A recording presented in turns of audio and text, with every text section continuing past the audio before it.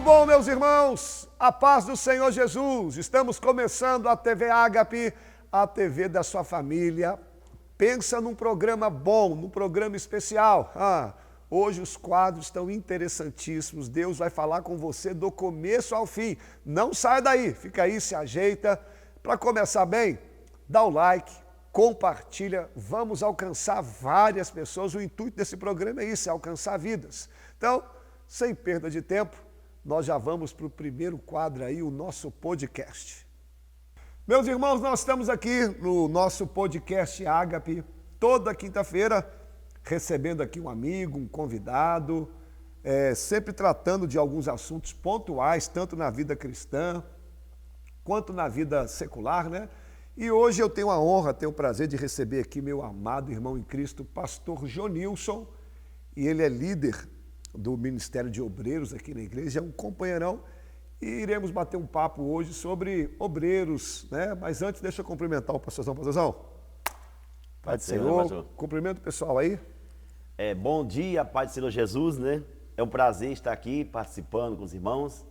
Então, que nesta manhã nós vamos ter algo produtivo, né? Para nossas vidas. E eu sei que a obra de Deus é tudo, né, irmãos? E eu sou dependente da obra do Senhor, eu gosto de fazer a obra, amo fazer a obra. E é um privilégio ser líder, né, dos obreiros aqui da igreja Batista Ágape, né? Isso. Onde tem aprendido muito nesta obra. Deus tem nos ensinado através da vida do nosso pastor e de vários irmãos que têm aqui nos auxiliado, né? Fazendo essa obra com amor, com carinho, porque é um prazer participar desse corpo de Cristo, né? Nós sabemos que nós estamos aqui de passagem, mas quando nós estivermos nessa terra, vamos lutar e fazer a obra de Deus com amor e com carinho, que é isso que eu tenho no meu coração. Isso aí, pastor Jonilson, para quem conhece o pastor, é um rapaz apaixonado por Jesus, ama fazer a obra de Deus. Ele tem sido um dos pilares aqui na Igreja Batista Ágape e tem nos ajudado muito. Qual que é o bate-papo aqui hoje? No domingo, nós fizemos uma consagração de novos obreiros. Então a gente vai conversar um pouquinho sobre isso, o que é ser obreiro, por que muitos hoje estão falhando nesse assunto, porque todos nós somos chamados para fazermos a obra do Senhor. Cada um tem um chamado, cada um tem um jeito, mas todos nós estamos aqui para servir o reino. Mas antes de começar a bater esse assunto, pastorzão, fala um pouquinho da sua caminhada com Jesus, como é que foi, onde você aceitou Jesus, como que chegou o chamado de Deus na sua vida. Pastor, eu me converti em 1995, né, aonde eu aceitei Jesus, e a partir desse momento ali, essa chama já acendeu no meu coração, né, porque Sim. Eu aceitei Jesus como o único, suficiente Salvador da minha vida, e é muito importante, né, quando a gente aceita esse Deus maravilhoso na nossa vida, quando a gente tem um encontro verdadeiro com Deus, né. Porque tem muitas pessoas, irmão, que vai viver a vida inteira dentro da igreja, mas não tem um encontro verdadeiro com Deus. É verdade. E desde o momento que eu entrei e aceitei Jesus, essa chama cresceu no meu coração. E aí eu fui levantado a obreiro, amo fazer a obra do Senhor, né? Fui levantado a obreiro e depois, com mais um tempo, levantado a pastor, né? Sim. Onde hoje tem auxiliado aqui o nosso pastorzão. E Deus tem nos abençoado, tem nos dado graça, sabedoria, entendimento. E fazer a obra de Deus é algo muito importante nas nossas vidas. Não só é dentro da igreja, não só é pregar no altar, mas é começar primeiro dentro da nossa casa, né? Com nossa família, com nossa esposa, porque nasce dentro da nossa casa. O verdadeiro obreiro, né? Tem que ter um testemunho, ele tem que ter uma caminhada com Deus, tem que ser um espelho na obra de Deus. Nós estamos representando aqui nessa terra Cristo, né? O Deus que pagou um preço muito alto por nós, ali na cruz. Então eu amo fazer a obra de Deus, pastor. Pastorzão Jonilson, tocou num assunto, num tópico muito interessante. Você, como servo do Senhor há um tempo, lá se vão 29 anos, né, líder dos obreiros, pastor. O que você entende? Por que algumas pessoas não fazem a obra do Senhor corretamente? O que você acha que eles estão negligenciando? Porque, não estou falando não só de Batista Ágape, mas de um modo geral, tem pessoas que você vê que têm um potencial, têm um chamado, fazem as coisas bem feitas, mas por algum motivo ou outro não faz, estão abandonando. no seu entendimento, o que tem levado muitas pessoas a dar uma recuada para não fazer a obra do Senhor? Pastor, eu tenho visto, no ano de 1996, né, quando eu fui levantado obreiro, quantos obreiros foram levantados ali junto comigo, né? E hoje, né, mais de 20 anos, né, de caminhada, quantos que ficou pelo caminho? A primeira coisa que eu vejo é a pessoa, ela qualquer batalhinha ela desiste. Não é porque eu estou hoje aqui na igreja, né, servindo a Deus, tendo comunhão com o Senhor, vindo aos cultos, que eu não vou enfrentar a luta. É verdade. A luta, ela vem, né?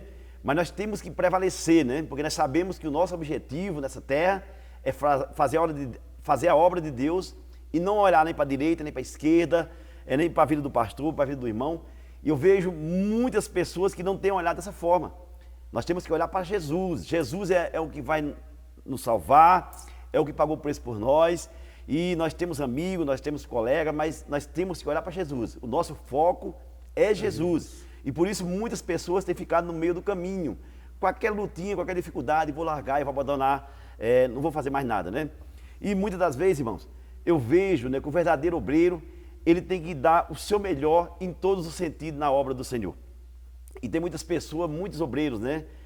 Nós estamos ungindo aí mais de 20 obreiros agora, nesse domingo, e o obreiro, ele tem que servir, né? Ele veio para servir, não para ser servido. E muitas às vezes vem com o intuito de ser um obreiro, um pastor, e querendo, né? Uma honra, né? É a honra. E a honra quem nos dá é Deus, né, pastor? Ninguém, o homem não pode ser honrado. Nós estamos aqui para servir e fazer essa obra. E muitas às vezes emburra, né? Por alguma coisa que aconteceu, qualquer coisinha quer largar Jesus, quer largar de fazer a obra. E nós, irmãos, temos que saber, né, que aqui nesta terra nós não vamos ganhar honra de homem nenhum. A honra nós vamos ganhar do Senhor Jesus, que é aquele que pagou o preço por nós. E nós não vamos estar luxando, né, também o obreiro. Né? O obreiro tem que, vai passar por dificuldade, luta, tribulação. E nós temos que prevalecer no meio das coisas boas e das tempestades que nós vamos deparar. Verdade. Nós temos que prosseguir nesse caminho. Esse caminho é olhando para Jesus, ganhando almas para o Senhor, fazendo a obra de Deus com amor, pastor. Né? Esse amor, né, dando, né, o nosso melhor em todos os sentidos na obra de Deus. E muitos, às vezes, têm ficado no meio do caminho porque qualquer lutinha, qualquer dificuldade, larga e não quer fazer mais nada. E outra coisa, pastor, eu queria que você explicasse para a gente também. Muitos irmãos, eles negligenciam a oração, negligenciam a vinda à igreja, negligenciam a palavra. Muitos só querem servir a igreja quando eles estão escalados para trabalhar. E ninguém aguenta uma vida cristã sem oração, sem ler a palavra, sem estar aqui na igreja, porque antes de nós servirmos as pessoas, a gente tem que servir a Deus. Como que eu vou servir as pessoas, a igreja, se eu não estou servindo a Deus? Então eu acho também que muitas pessoas, pastor, têm errado nesse ponto, têm errado de... Paulo vai dizer em 1 Coríntios capítulo 11, ele vai dizer assim, o que eu recebi do Senhor, isso eu entreguei a vocês. Como que você vai entregar para as pessoas aquilo que você não tem buscado de Deus? Você tem percebido isso também no meio dos obreiros? Exatamente, né, pastor? Eu falei anterior que o obreiro, né, ele é o espelho, né? Como é que o obreiro ou o pastor, ele quer dar um exemplo, né, ao membro que chega na nossa igreja, se ele não tem dado exemplo? Como o pastor falou, né? Oração. Se o obreiro não ora, como é que o vai dar o exemplo, né? Se o obreiro não vem na igreja, como é que vai dar o exemplo? Então, nós que somos obreiros, nós temos que ser os primeiros a estar fazendo as coisas na obra de Deus. Nós não podemos deixar a desejar, né? Porque o povo que está aqui embaixo, os membros que estão vindo, aquele que se convida, ele está observando nós todos os dias na casa do Senhor. E se a gente começa a faltar culto, vem no culto que está escalado, né? Só no dia de trabalhar, está errado, irmão. Nós temos que vir todos os cultos. Graças a Deus, né, pastor? Eu olho muito isso. A nossa igreja hoje não tem mais isso.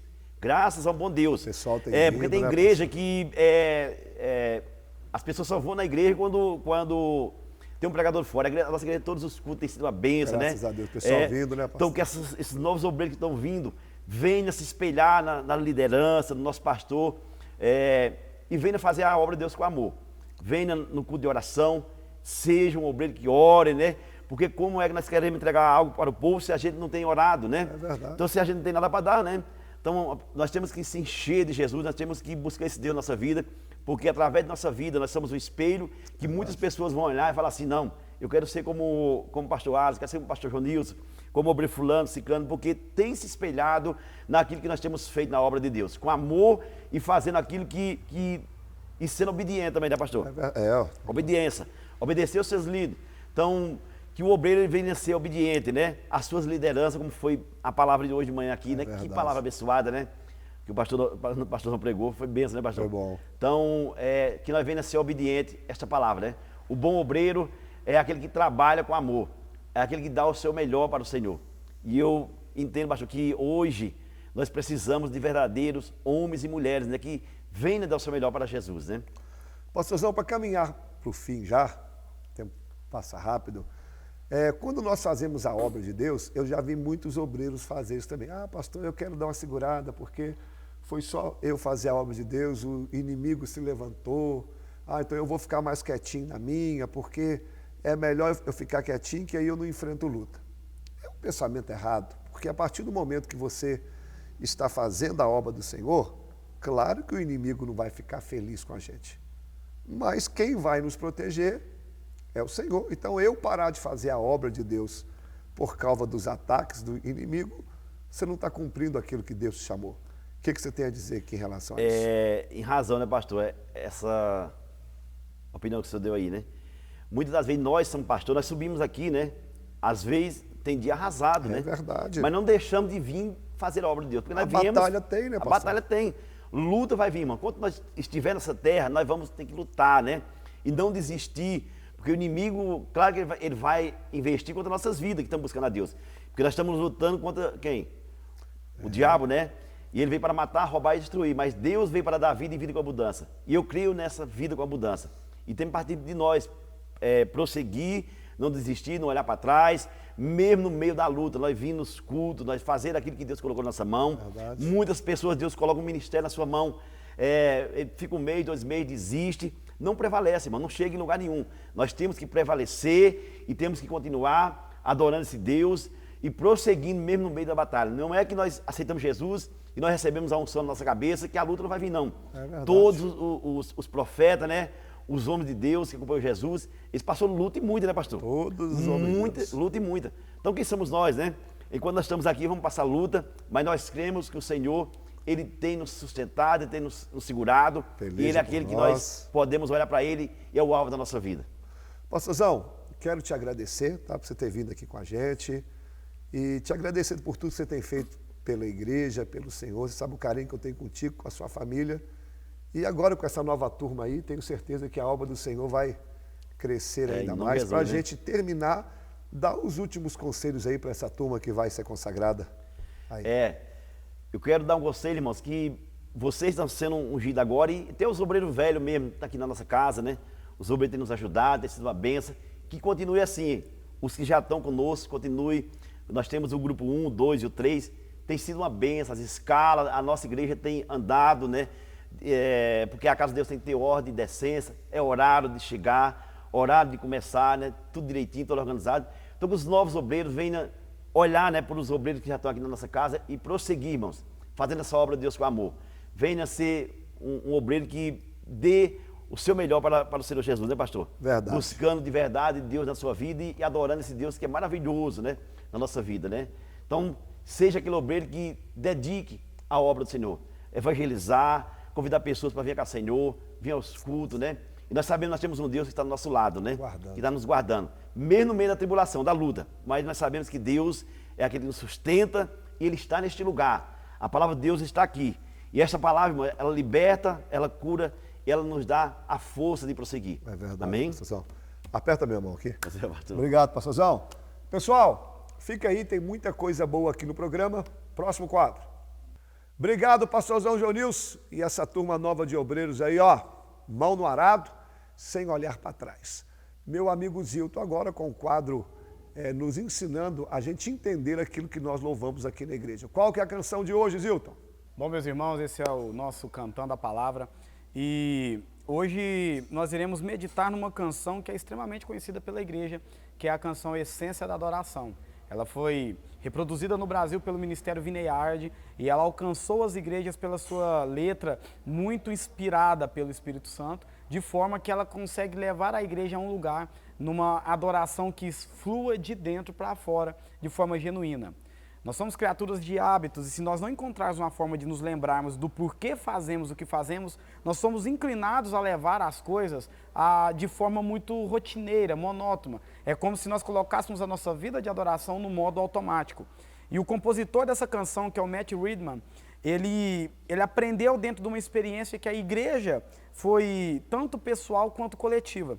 No fim dos anos 90, como um pregador na igreja, ele sentiu que as reuniões de culto, de adoração, estavam muito no automático e sem vida. A adoração não fluía do coração. Ela era como um coro de letras repetidas, onde as pessoas cantavam aquilo que alimentava suas almas, mas não vinha direto do seu espírito.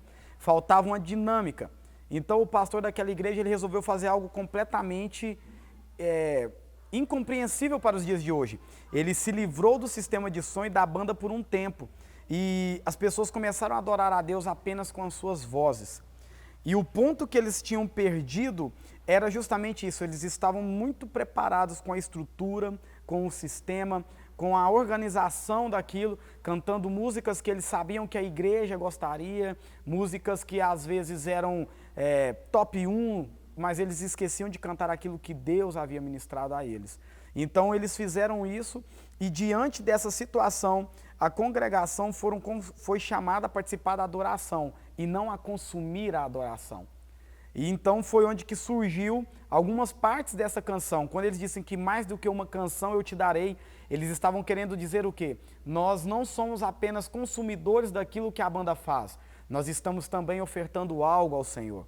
E durante esse tempo, vieram pontos para engajarem eles a Deus de coração e não apenas assistir ao culto. Eles se viram como adoradores, não como participantes de um show. E quando isso foi removido, a igreja começou a cantar sobre a capela e eles aprenderam uma lição inesquecível. Em pouco tempo eles entenderam que a adoração ela não está ligada diretamente a uma letra de uma música, mas a um coração que se converte a Deus e contempla quem Ele é. E quando eles começaram a passar esse tempo, eles compuseram essa canção. Então, quando eles começaram a cantar, quando a música se esmorece, quando ela acaba e o resto desaparece, sejam os instrumentos, a ti eu me achego. Mais profundo busca a Deus, Ele quer o meu coração. Eles entenderam que boa música, batida empolgante, músicos talentosos até podem mexer com a sua emoção, mas elas não vão trazer a presença de Deus até a você. E ainda assim, quando nós nos concentramos nisso e não em Jesus, nós perdemos a essência da adoração, que é a contemplação a Deus. Jesus disse à mulher samaritana, em João 4:24, que Deus é espírito e importa que os seus adoradores o adorem em espírito e em verdade. A essência da adoração não são muitas coisas boas externas, mas um coração e uma mente que está em espírito e em verdade. O nosso espírito movido pelo Espírito, a nossa adoração sendo sobre as coisas verdadeiras de Deus e sobre o seu Filho e o seu Evangelho. A essência da adoração é o nosso coração sendo deleitado em Jesus, expressando louvor pelas coisas verdadeiras que as Escrituras nos ensinam, sobre quem Ele é e o que Ele realizou em nós. E então, tudo sobre Jesus, não nós. Ela consideramos primeiro, não uma das minhas músicas preferidas, mas essa canção ela nos leva a reajustar o foco e o centro do porquê nós adoramos e a quem nós adoramos. E no refrão eles vão falar, estou voltando à essência da adoração. É uma canção que também nos leva a um lugar de arrependimento e uma nova consagração, mas não apenas na adoração, mas em toda a vida. Ela nos lembra também de quando Pedro disse, para quem iremos nós, Senhor, se só Tu tens as palavras de vida eterna? Então é sobre o lugar ao qual nós estamos apresentados perante o Senhor Jesus. E também é uma canção que nos faz um alerta, pois em 1 Coríntios 10:12 vai dizer o seguinte, aquele, pois, que pensa estar de pé, veja para que não caia. Nós somos muito facilmente distraídos das coisas principais, porque somos vislumbrados por tudo aquilo que a Escritura nos oferece. Mas devemos lembrar que o Evangelho primordial, ele surgiu de corações simples e não de mega estruturas. A estrutura ela veio para nos auxiliar, mas ela não é o foco, não é o centro. que nós possamos voltar à essência da adoração, que é contemplar a Deus e louvá-lo por tudo que Ele é e por tudo que Ele faz. É com o Senhor, pastorzão. Muito obrigado, Zilton. Pessoal, não esqueça de dar o like, nem de compartilhar para a gente alcançar mais vidas. Agora você vai ver a agenda da igreja para você ficar por dentro dos cultos aí, de tudo que Deus tem feito. Pessoal, quero passar para você a agenda da igreja, vou te mostrar aqui todos os cultos para você ficar por dentro. Nós começamos aqui na segunda-feira o culto de oração, às 19h30, a gente ora, paga um preço pela igreja, é um culto pilar aqui. Toda terça e quinta nós temos os cultos dos lares. Quando você quiser um culto na sua casa, pode agendar. Temos uma equipe aqui bem preparada para levar o evangelho até seu lar ou na vida de alguém que você conhece. Quarta-feira, culto da vitória. Nesse culto nós sempre damos a oportunidade dos pregadores da igreja e, por sinal, temos aqui exímios pregadores e pregadoras. Nesse culto da vitória temos um clamor pelas causas impossíveis. 19h30, te aguardo. Quinta-feira, a TV Ágape, que você está nos assistindo, 21 horas no YouTube.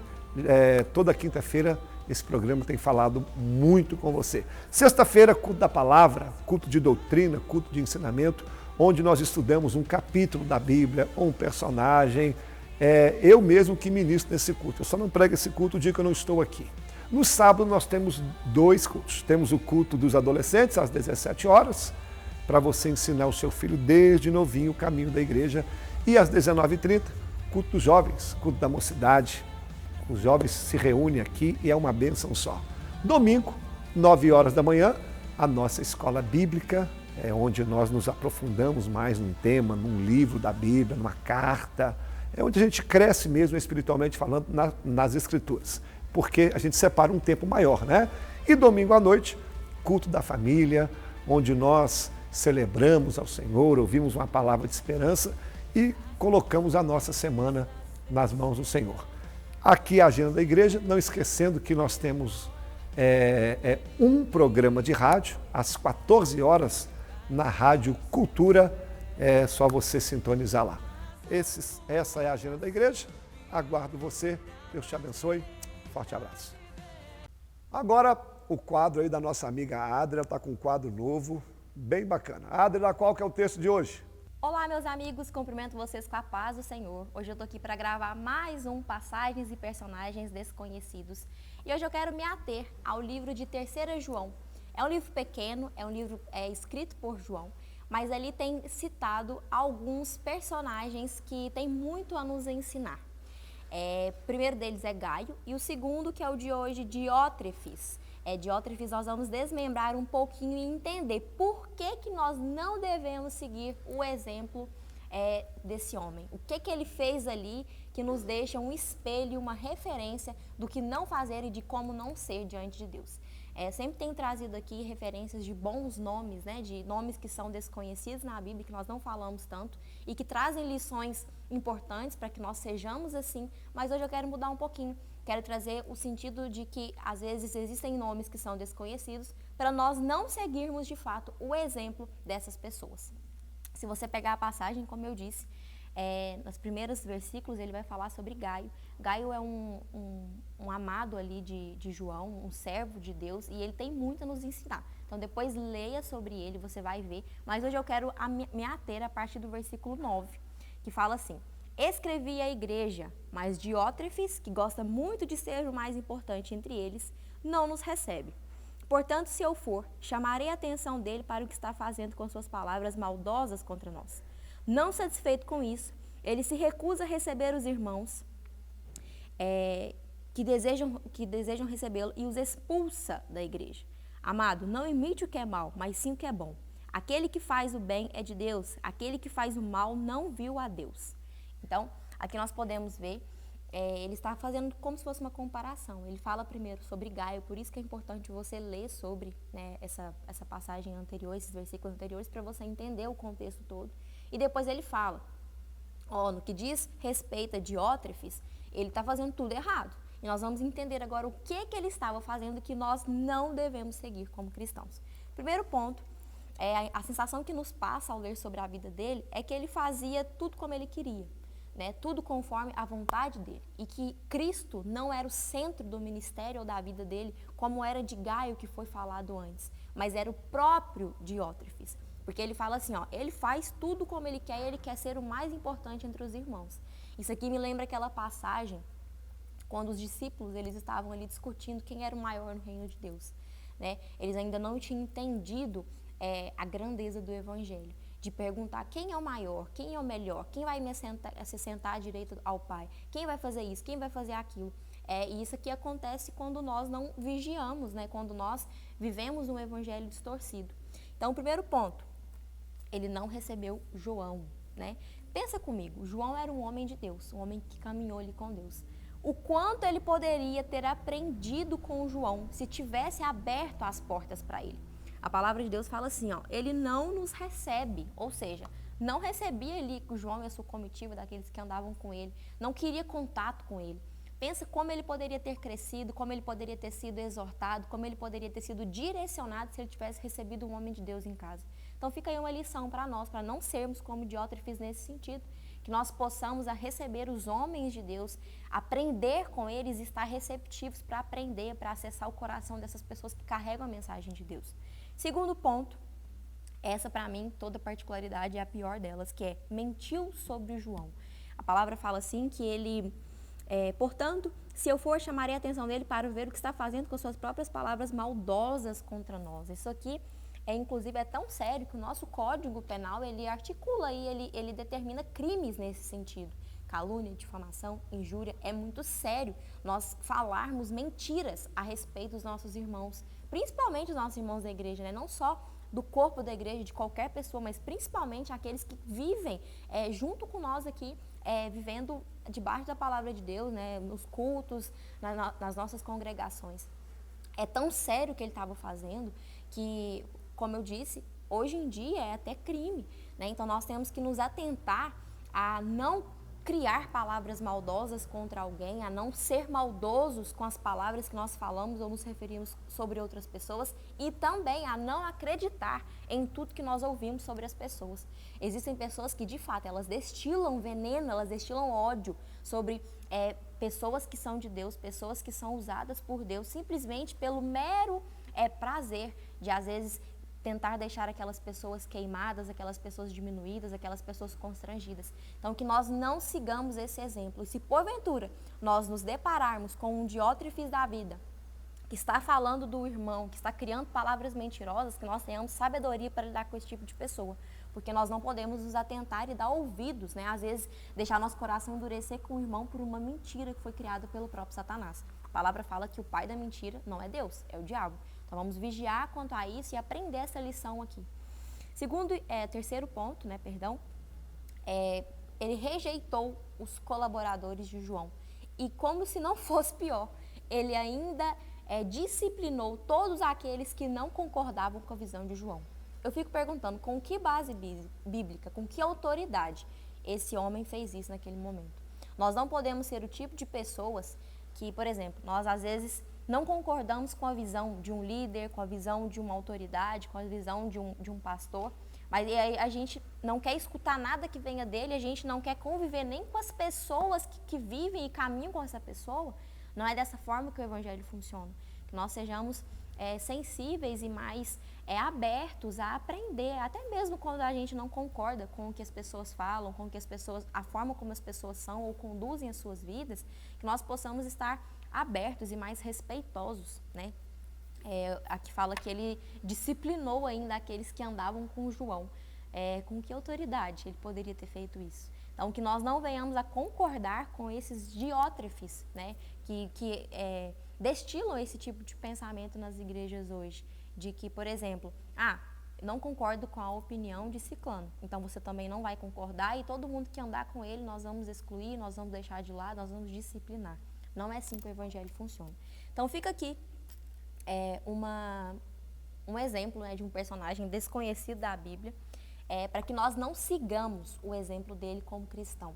Porque acredito eu que ele causava muita contenda ali no meio, né, muito problema ali no meio, e principalmente por ele rejeitar um homem que carregava tanto da parte de Deus. Que nós possamos ser diferentes de Diótrefes e que, se porventura a gente se esbarrar com alguma pessoa que carrega características semelhantes à dele, que nós tenhamos sabedoria para lidar, que nós venhamos a nos respaldar na palavra, né, e não naquilo que às vezes as nossas opiniões, os nossos julgamentos pessoais, eles tendem a dizer. Então é isso, espero que tenha falado com você, assim como falou comigo. Não deixe de estudar, é um livro pequenininho, mas tem muito detalhe, muita riqueza e que pode agregar na sua vida, assim como agregou na minha. Até mais, fica com Deus. Obrigado, Adela. Pessoal, hoje é a conclusão da mensagem sobre o tabernáculo. Fica aí para você ouvir a mensagem de Deus. Dá o like aí, compartilha para a gente ouvir a palavra e alcançar mais gente. Muito bom, meus irmãos. Chegamos agora à conclusão do estudo sobre o tabernáculo. Meu Deus, já estou aqui há algumas semanas falando sobre o tabernáculo, que no Velho Testamento foi uma das formas da manifestação de Deus no meio de seu povo. Sempre foi desejo de Deus de caminhar entre nós, né? E o tabernáculo foi uma delas. Quando o povo passou pelo deserto, ao ser liberto do Egito, o Senhor pediu que Moisés fizesse. Esse tabernáculo seria como uma tenda móvel, e dentro dessa tenda haviam várias mobílias, muitas peças. E esse tabernáculo, tudo dele aponta para Jesus. Tudo. Por quê? Foi através de Jesus que nós temos comunhão com Deus, reconciliação com Deus. Esse tabernáculo também nos ensina como que a gente deve servir ao Senhor, e ele aponta também para a igreja. E ele havia 3 compartimentos: o átrio, o santo lugar e o santo dos santos. Hoje nós vamos concluir essa palavra falando sobre o santo dos santos. Ali dentro havia só uma mobília, a qual que eu prego hoje, e somente o sumo sacerdote, uma vez ao ano, poderia entrar ali naquele lugar. Havia uma cortina e um véu que separava o santo lugar do santo dos santos. E hoje, para nós concluirmos, eu quero falar da última mobília, que era a mobília mais sagrada, que era a Arca da Aliança. Por causa do tempo, eu não vou ler o texto, mas eu vou citar. Êxodo 25, 10, 22, Êxodo 37, do 1 ao 9, Êxodo 40, 20 e 21, Levíticos 16, do 13 ao 15, e Apocalipse 11, 19, vai falar também sobre essa arca. Essa arca, meus irmãos, ela era o símbolo maior da presença de Deus no Antigo Testamento. Ela era uma caixa de madeira revestida de ouro, com uma tampa por cima chamada propiciatório, onde ficavam 2 querubins de frente um para o outro, simbolizando a misericórdia. Ela não podia ser tocada e somente ser carregada por varas nas costas aqui pelos levitas. E dentro dessa arca ficavam as tábuas da lei, a vara de Arão que floresceu e o maná. Tá? Ela era feita de madeira, revestida de ouro, e ela simbolizava Cristo.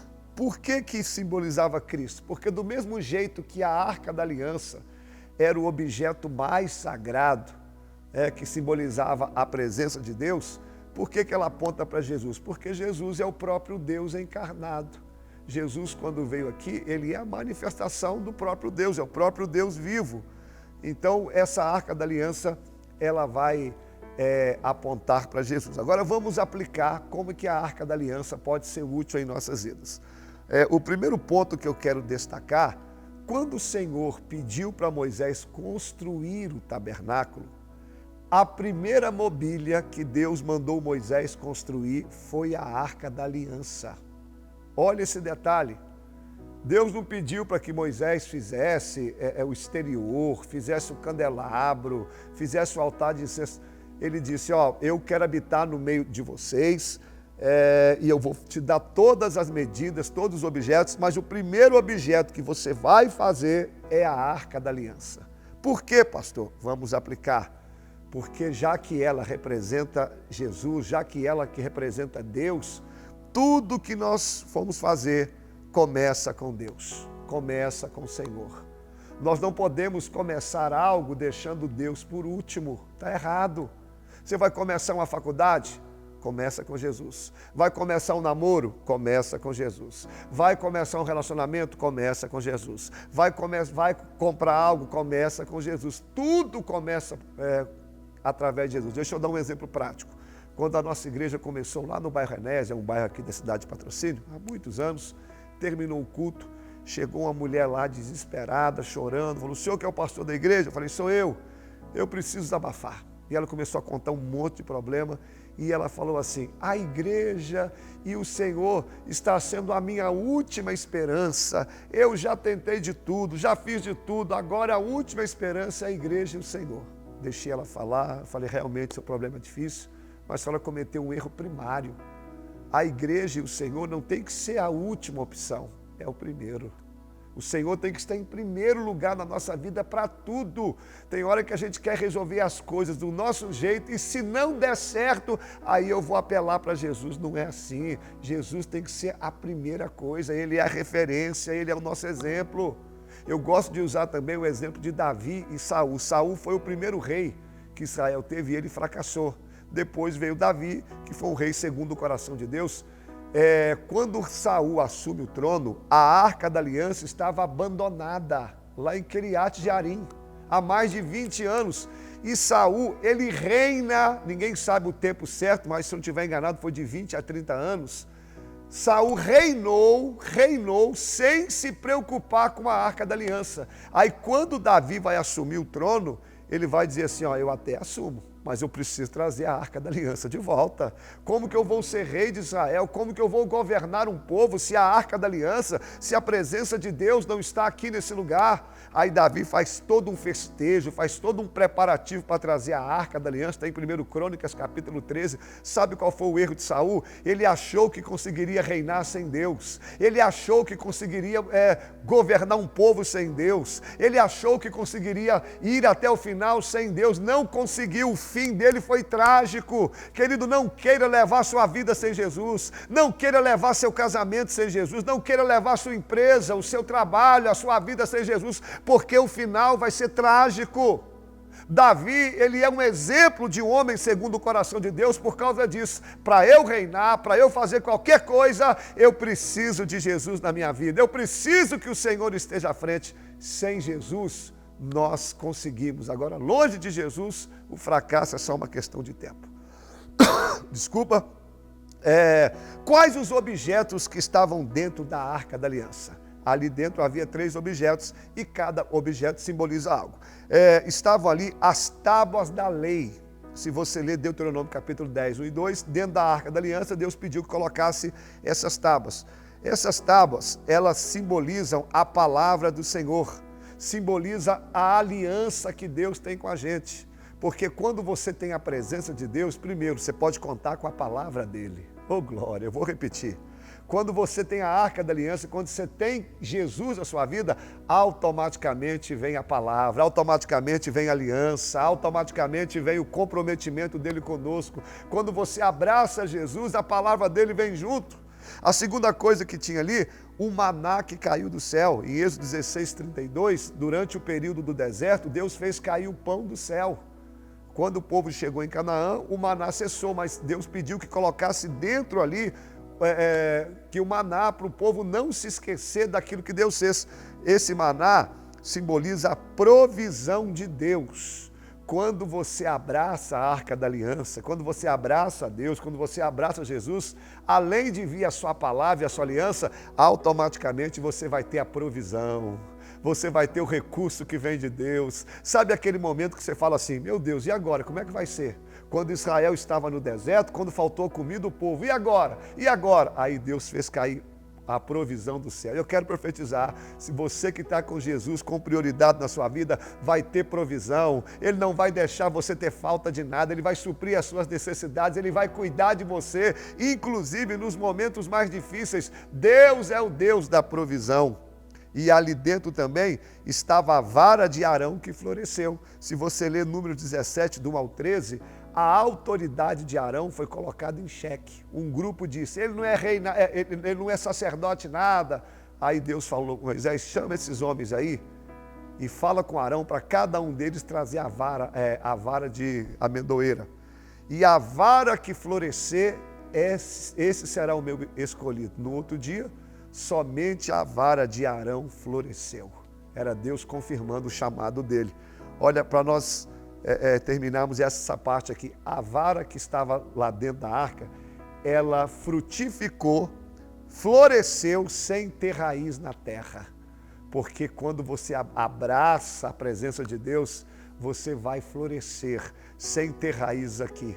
Porque a sua raiz vai vir do alto, a sua raiz vai vir do céu, a sua força vai vir de Deus. Às vezes as pessoas olham para você e falam, como é que ele está florescendo? Você já viu alguma árvore frutificar sem ter raiz na terra? Não tem como, mas a vara de Deus que estava dentro da arca da aliança, a vara de Arão, floresceu. As pessoas vão olhar para você e vão dizer, como é que pode? De onde vem a força? De onde vem isso? De onde vem aquilo? Não vem da terra, vem de Deus. Porque uma vez que abraçamos a arca da aliança, que abraçamos Jesus, a gente vai florescer. Não com as raízes na terra, mas com as raízes que vêm do alto.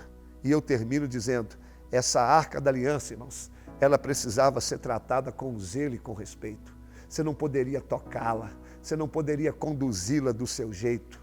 Ela tinha que ser honrada, respeitada, venerada. Somente os levitas poderiam carregá-las, trazendo ela nos ombros através de uma vara. Aí eu encerro dizendo, essa arca da aliança tem que ser honrada. A presença de Deus merece respeito, merece honra.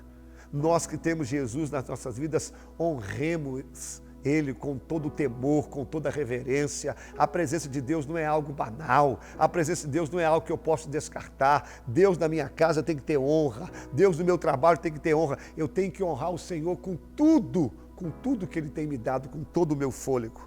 A arca na Bíblia sempre foi feita para proteger coisas importantes. Noé, o Senhor pediu que ele fizesse uma arca. Então a arca salvou a vida de Noé. Joquebede, quando estava debaixo de um decreto de Faraó, ela construiu uma arca para salvar o seu filho.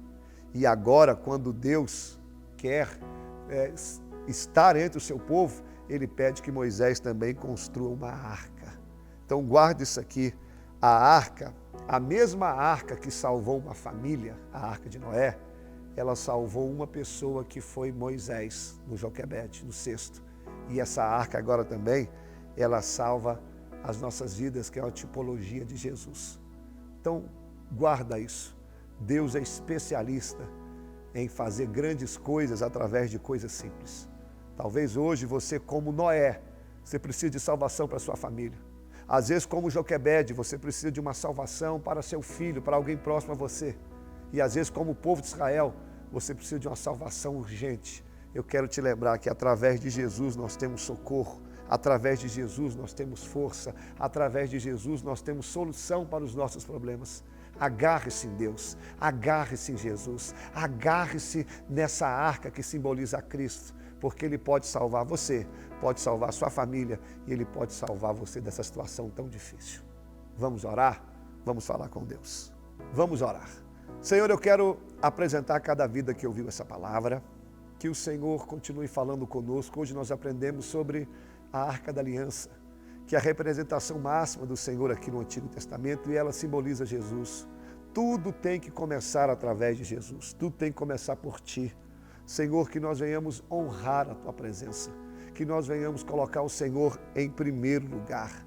A arca salva a nossa família, a arca salva aquilo que nós amamos e a arca salva as nossas vidas. Obrigado, Jesus, por tudo que o Senhor tem feito.